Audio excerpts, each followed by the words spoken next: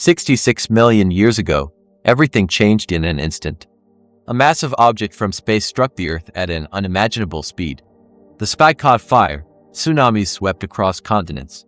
Thick dust blocked the sun. For years, the world became dark and cold. 3/4 of life on the planet went extinct. The songbird dinosaurs disappeared completely.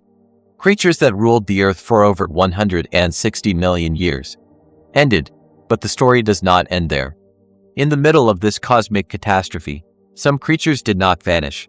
Crocodiles, turtles, frogs, small mammals, birds, snakes, fish. The question is not why the dinosaurs died. The real question is, why did these creatures survive? The answer begins with size. When sunlight disappeared, plants stopped growing. When plants died, the entire food chain collapsed. Large animals needed enormous amounts of food every day. When food vanished, they were the first to perish. Small creatures, however, needed very little.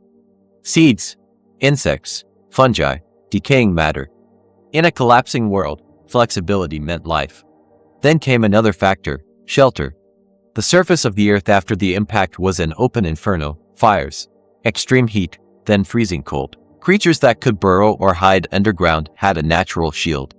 The Earth itself became a refuge for life. Turtles buried themselves in mud. Small mammals hid in burrows. Some creatures simply waited.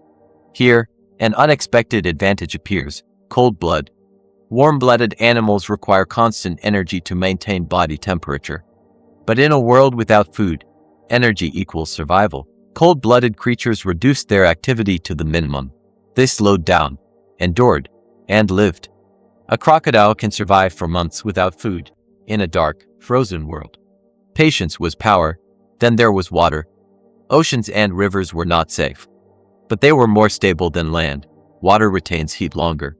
That is why aquatic creatures survived in higher numbers. But the greatest surprise, some dinosaurs did not go extinct at all. Today, we call them birds. Birds are the direct descendants of small feathered dinosaurs.